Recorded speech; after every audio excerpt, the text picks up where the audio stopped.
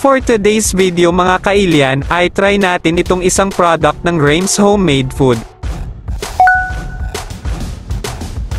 Ang bangus na ginawang sardines, kita naman ninyo ng malinis, maayos, maganda ang packaging at siguradong ligtas. Gawa sa sariwang bangus, maayos ang pagkakaluto nito, kompleto ang sangkap, hindi tinipid. Siguradong metotikam ka sa sarap, dahil malasa, malambot at ramdam mo ang aroma ng mga special na mga sangkap. Siyempre marami na namang kanin at mauubos nito, wala ng diet, pwedeng pang ulam sa bahay man, sa school o sa trabaho, pwede ding pampulutan sa mga mahihilig dyan. Pwede kayong umorder per tub, may dalawang flavor ito, ang sweet bangus sardines at hot and spicy bangus sardines. Kontaken lamang si Ella Sagaydoro, ano pang hinihintay ninyo, order na.